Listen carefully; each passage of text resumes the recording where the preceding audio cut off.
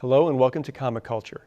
I'm Terrence Dollard, a professor in the Department of Mass Communication at the University of North Carolina at Pembroke. My guest today is comic book historian Tim Hanley. Tim, welcome to Comic Culture.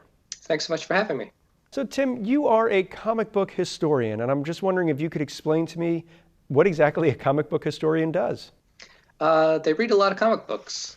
It's mostly that, and then contextualizing the comic books within what's going on at the time. So, for example, I wrote a book about Wonder Woman, which entailed reading every Wonder Woman comic ever published, and then for each era, reading and studying things from each era to understand the context in which it happened. So, say, late 60s, Mod Wonder Woman, I do a deep dive into women's lib, feminism at the time, try to understand that, and then relate the comics to that.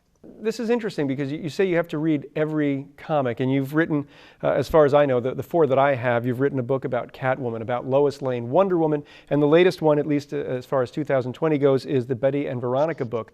So how are you getting a hold of these libraries of comics? Is this something that you're contacting DC or Archie Comics and sort of maybe doing an archive dive, or is this something where, everything's digital these days and you can just, go on Comixology and do your research that way? The publishers are not super keen on critical histories of their characters, so I don't get a lot from them. A lot of it is available in different editions. DC has archive editions and showcase editions, and through those you can kind of cobble together a good output. Archie's app is particularly good for old comics.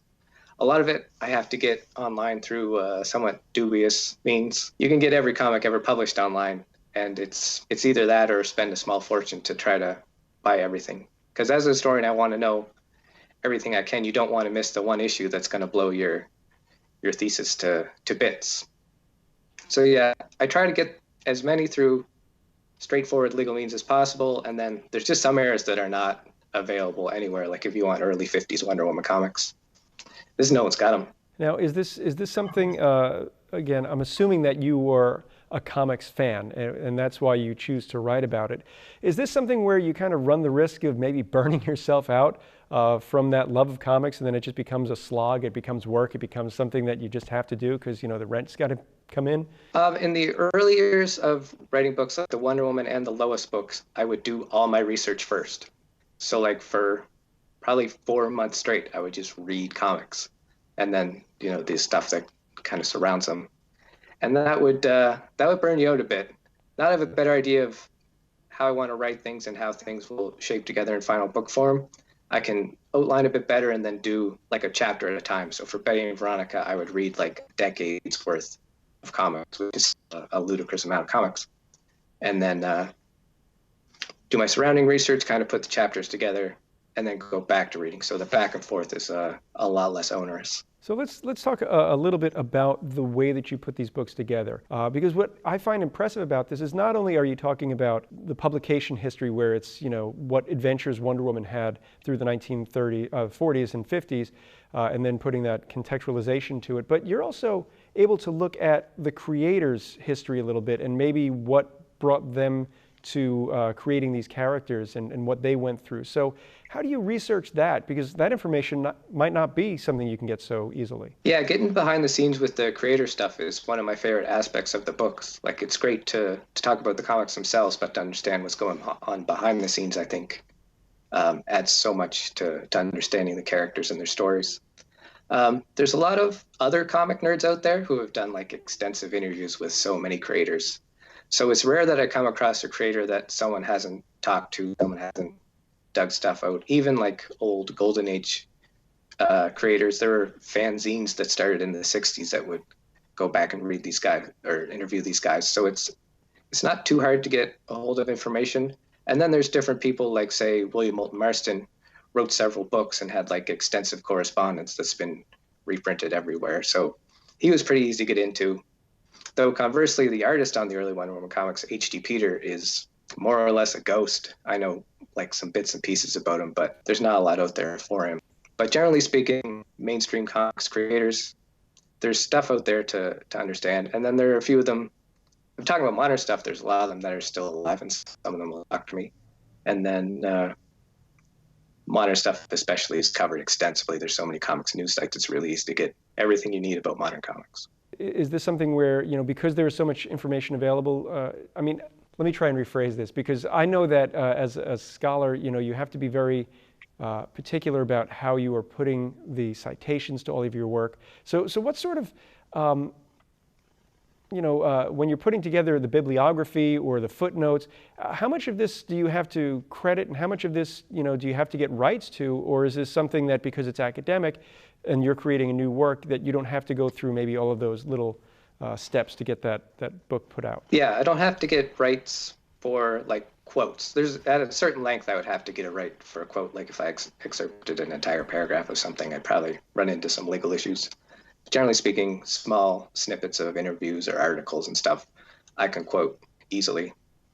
And I do end up with a very extensive bibliography. I was just looking at the books before I came on, and I always forget how short the books actually are because the last third of the book is the bibliography and endnotes and everything. If I wanted to show artwork, I would have to get rights to do that, and I can't because, again, the publishers do not care for critical histories of their characters. There are things like covers and advertisements that fall under fair use, and I can reprint those. But for interviews and other things like that, it's pretty easy. I know that some of the Golden Age books have some questionable characters in them, and there was certainly during World War II there was some rather racist portrayals of our enemies during World War II. And I'm wondering, is this why you think perhaps these publishers are reluctant to give you assistance when you're trying to work on something like Wonder Woman, who's basically going back to the early 40s during World War II?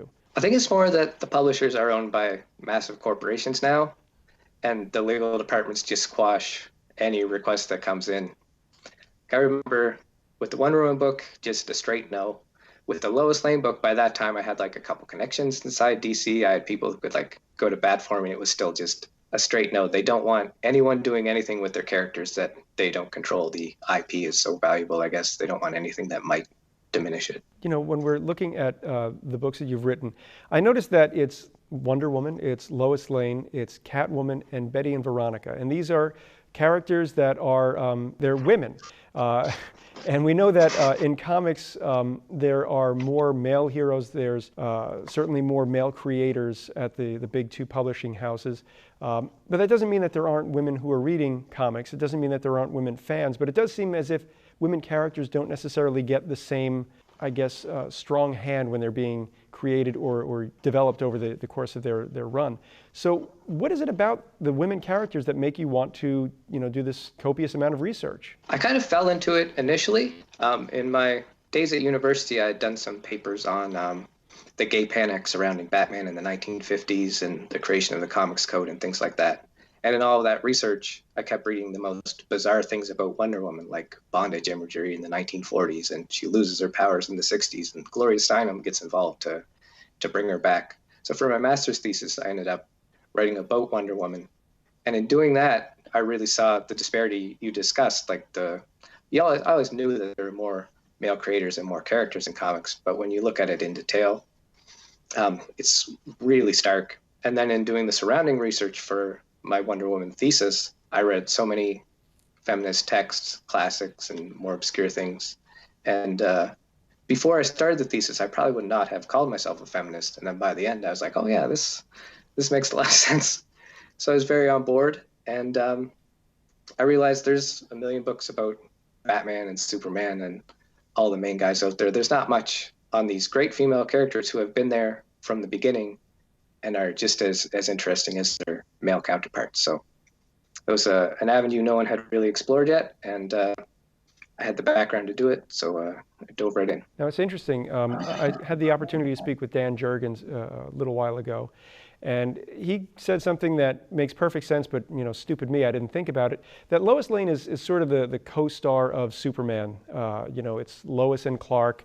They would be the names above the title if this were a movie. And yet Lois has had this kind of weird history where she's been the damsel in distress. She's been around since Action Comics #1, but she's also had that great series, Lois Lane, I guess it was Superman's girlfriend, Lois Lane, that, in many ways may have been a more compelling book than some of the Wonder Woman adventures when they were, contemporaries. So when you're looking at Lois Lane and you're looking at all of these various iterations, what is it that you're seeing that, you can kind of maybe see that line of demarcation between when she's merely a prop and then she becomes sort of this important lead that, as I think you say in the book, that Lois Lane is Clark Kent's Superman? Yeah, Lois Lane started out as essentially a prop. She is in an Action Comics #1, but she's there, as you said, as a damsel in distress to be rescued. She's not even a reporter at this point. She works for the Lovelorn column at what is then the Daily Star. It doesn't change it to the Daily Planet till later. But then Superman blows up within a year or two. And there's so many Superman stories. And the background cast just keeps appearing and growing. And because Lois was there at the beginning, she ends up getting more to do and more to do. She becomes an ace reporter. She kind of ends up moving away from the damsel in distress thing and starting to instigate stories on her own, maybe working with Superman, out-scooping Clark Kent even with the superpowers he has to write articles quicker than she does. So by the mid-1940s, Lois is really coming to her own. And you see a pretty good Lois as well in the Fleischer cartoons of the early 1950s. They did a great take on Lois. So just out of sheer volume, Lois develops as a character. And then by the 1950s, she's a core of the mythos. She's in every book. And then she gets her own series in 1958, unfortunately titled Superman's Girlfriend, Lois Lane. And she does spend a lot of the book trying to figure out how to marry Superman. But it is a comic book with a female lead, which in 1958 at DC Comics was her and Wonder Woman, and that was it. So it's remarkable in that capacity, as much as the stories could be a little cringeworthy at times. Then, of course, over the decades, Lois goes back and forth depending on who's writing her. Sometimes it's more of a soap opera. Sometimes she gets to take the lead and do her own stories. You mentioned Dan Jurgens. When Superman died in the early 90s, Lois really became the lead of the book because there were 4 different Supermen and 4 different titles, and Lois Lane was the only thing that tied it all together. So that was a kind of an accidental, cool moment for Lois Lane. We have seen Lois Lane in other mediums. She's been on the television series in the 1950s. She's been played brilliantly by Margot Kidder in the 1970s and early 80s Superman films. And we've seen Lois on television. We've seen her in animated form. Do you see a moment when maybe one of those performances became the way the comics would portray Lois? It was just so impactful that there was no way they could ignore the public's perception of Lois Lane from that other form. Yeah, I think you see a couple of shifts in this. So the Superman TV show in the 1950s with George Reeves, that originally had a very tough Lois in the first couple of seasons, and then they brought in Noelle Neal in later seasons, and she became more of a passive, in love with Superman Lois. And so then when you see Superman's Girlfriend Lois Lane start in 1958, she's very much a Noelle Neal style Lois. They have the same haircut. It's the same vibe. So you can definitely see that influence there.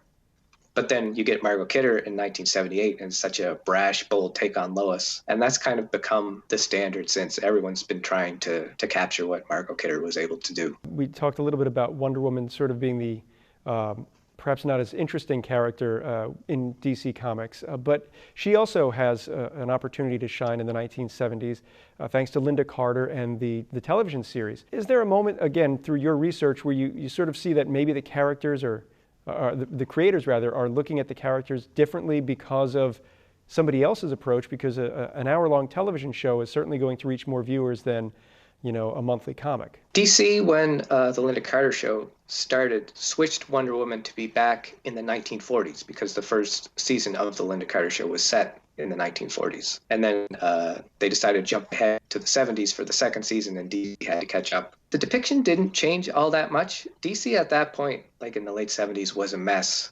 They had what was called the DC implosion, where they'd launched a bunch of books, and then there was an economic crisis in the country, and DC just got slammed.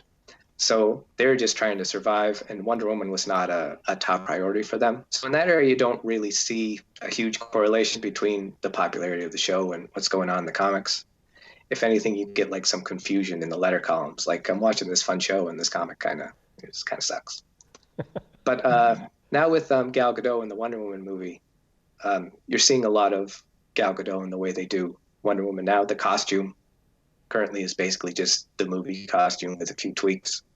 So they've really they've really adapted to that version of the character visually, and I think in terms of attitude and the style of the character as well. One of the more famous Wonder Woman storylines is she decides to renounce her powers and become sort of a secret agent. I think you refer to it as the mod period. And Denny O'Neil had, from what I understand, nothing but the best intentions for this, but realized that it just didn't work. So can you give us a little bit of insight as to what was going on at that time and why they switched and why they switched back?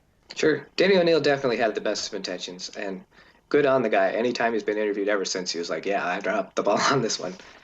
But in the mid-1960s, Wonder Woman was the lowest selling DC Comics. Robert Kanigher had been writing it for 20 years. He did not care about the book at all. It was evident in every story. He would rehash stories. You would see the same thing like 4 or 5 times. It was just really uninspired, bland comic booking. And it was basically either cancel the book or do something different. So Denny O'Neil came in with this pitch: let's get rid of all the superhero trappings, let's make her a modern, normal woman, except it was a man trying to write a modern, normal woman, and it didn't work great. They killed off Steve Trevor, and Wonder Woman was so sad. She went on like a rampage. Her emotions will always get the better of her. She got together with a Chinese martial artist master named I Ching, who taught her to control her emotions and learned to Kung Fu or some other type of martial arts at the time. And it was very, very bad. And it hit at the same time that women's lib was exploding in America. And a lot of the now women who had, as girls, read Wonder Woman and loved these kind of early 1940s stories where Wonder Woman was tough and awesome and working with other women and just as strong and powerful as any other superhero, were like, hey, what's going on with this? We want our Wonder Woman back. Gloria Steinem in particular was particularly incensed, and she, in publishing herself with Ms. Magazine, had connections at DC and was like, you got to bring the classic Wonder Woman back. Ms. actually ended up putting out a collection of old 1940s Wonder Woman stories to sort of celebrate the character. So it was a bad era, but it had a cool end in that kind of it got to the original intention of the thing, which was a modern feminist take on Wonder Woman, which sort of came about when they actually brought in modern feminists. Well, speaking of modern, one of the things that you write about in the book you did about the many lives of Catwoman, one of the things you wrote about was in the 90s when Catwoman was given her own series, she was one of the few books that had a largely female creator percentage. I think you were saying it was close to maybe 50% female writers on the book. Can you talk a little about that? Sure. So in the 90s, there were a few female writers at the big superhero publishers, not a lot. But then they launched this Catwoman book, and over the course of its 90-issue run, I think just over half of the writers on the book were women, like per issue. So like 45 of the 90. It was like 4 or 5 different women over the years. And that was a first for that type of extended period. We'd have like moments of female writers here and there. There was a female co-writer during the Perez era of Wonder Woman for a little while. Lois Lane, she was in Superman Family, which was like a group book in the 70s and 80s, and she had a female writer for a few issues, but not for any extended period of time.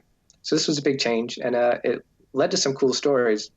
But at the same time, it was the 90s, so the art was ridiculous. The 90s are known for hyper-exaggeration, so big, muscly men and skinny yet extremely curvaceous women. And Jim Ballant was the artist on Catwoman for the vast majority of this run, and he is infamous for the way he draws women. So you get these very interesting stories, women finally getting to take the lead in crafting Catwoman stories, and then art that sort of undercuts the progressiveness of what was going on. And I think you included some information in there in your book about how female readership of the book may have actually been one of the higher for DC at that time, based on research you did for letter submissions or printed letters in the back of comics. So when you're going through the letter column, I mean, this is really getting into the nitty gritty, and I'm wondering if at a certain point you're going through this and you're just saying, man, this is a lot of work. I say that a lot. Yeah, it comes up. But the letter column data is always really rewarding because A, you get to read the letters, so you get to understand the reactions at the time, which is so valuable, understanding the comic book itself. With Catwoman in particular, talking about Jim Balent's art, there was a massive debate for about 5 or 6 issues with letters going back and forth with people saying this art does not match the stories, it's kind of ridiculous and sexist and I don't care for it, typically from female writers. And men would respond, it's just superheroes, they're over the top, like the men are muscly and the ladies are curvy. And then the female readers would write back and say, these are different things. This is a power fantasy, this is a sexual fantasy, these are completely different elements. So that aspect of the letter columns is so valuable and so great. The counting the names is tedious, but again, it gives you a picture of what's going on. Not an exact picture, because I mean, with a female-led book, editors would probably be more inclined to include female readers. But anytime I've looked at a female-led book versus a male-led book over any extended periods of time, there are always more female readers in the letter columns by a considerable margin. I think more than would account for letter selection. Catwoman is just one of those characters that is now, in the year 2020, she is just such a part of pop culture. She's been in numerous movies. She's had animated shorts. She's been a part of the video game, the Arkham Asylum video game franchise. And I believe one of the most interesting Batman stories of recent history was the will they, won't they get married storyline. So, you know, obviously you don't have to keep reading Batman and Catwoman adventures now, but have you been keeping up? And if so, are you noticing that the character is being treated differently now than she was even in the 90s, when you may have had more progressive writers trying to give Catwoman something more than just, you know, a crime spree? I do keep up. I usually take like a little bit of break after the book is done. Maybe I don't read Catwoman for like a year or so, but eventually I catch up because I'm a nerd and I like to read all the comics, so I end up doing it. With Catwoman, yeah, it's great that she's had such a big role in the Batman run recently. It is mainly as a romantic interest, which I don't love to see. But then out of that romantic interest, she has spun off into her own series, written and drawn by Joel Jones. And that was a pretty good book. It's still ongoing now, I think, a different creative team. But it's good that that sort of romantic role has led to a more independent role for her. They're going to launch a new series soon, I believe, in December. That's Batman and Catwoman. It's going to dive into the hypothetical future that Tom King had set up in some of the Batman annuals. So it's nice that she's around. It's nice that she's a big part of the universe and will continue to be. She's going to be in the Batman movie that's coming up. So it's great to see them out and about. Like after you write a whole book about a character, you still have affection for them and you want them to succeed. So anytime one of them's out there doing something, getting attention, I always feel glad about that. So I see we have just about 3 minutes left in our conversation. I wanted to talk to you about your latest book, latest as of 2020, which is about Betty and Veronica from Archie Comics. What is it about these two characters who are basically, I guess, will Archie choose one or the other? And I know Archie Comics has done a number of books where Archie's married to Betty, he's married to Veronica. So what is it about these two characters, sort of America's sweethearts, that is so compelling that in 70 years, 80 years on, we're still talking about them? Yeah, I got really interested in Betty and Veronica. I've been a comics nerd forever, but I've been like an Archie nerd first. I've had Archies for as long as I have memory of my life. And I've always read them in digest, so I get all of the different eras of the comics smashed together into one compact amalgam. And it's Betty and Veronica are such archetypes. It's the friendly girl next door. It's the snobbish rich girl. They seem so simple, and yet doing research for the book, dividing them in the different eras, it's fascinating to see the way they have evolved over the years. It's never like a stark change, but there's slight changes over the years in the way they adapt to what's going on in the world at the time, the way they reflect society.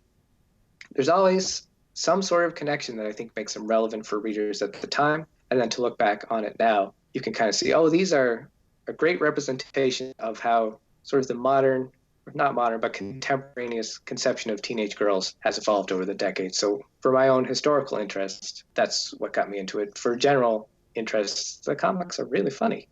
Archies are a hoot. I read them still and laugh my head off. They're great. When we're looking at Betty and Veronica, we are always looking at them as the love interest to Archie. But they also had their own books, where they were doing solo adventures. So is there a difference in tone between, let's say, an Archie book where they might be more of a a co-star rather than the star of the book, and when they're doing their own solo adventures. Yeah, definitely. So in an Archie comic, they're usually there to like Archie will double book a date, and that will be their role to instigate it and then get upset at the end. Whereas they launched their own book, similar to Superman's girlfriend Lois Lane. It was called Archie's Girls, Betty and Veronica. Not a great title, but the book was more about their friendship. So they get up to the sort of wacky adventures you'd see Archie and Jughead having, but it would be Betty and Veronica getting up to all the fun. And then with their own solo book, Betty launched her own in the 60s, and then they kind of each had their own in the 90s through the 2000s.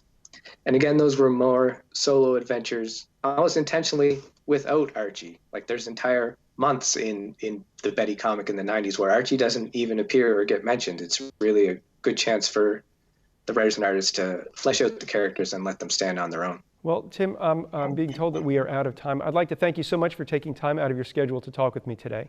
Thanks for having me. And I'd like to thank everyone at home for watching Comic Culture. We will see you again soon.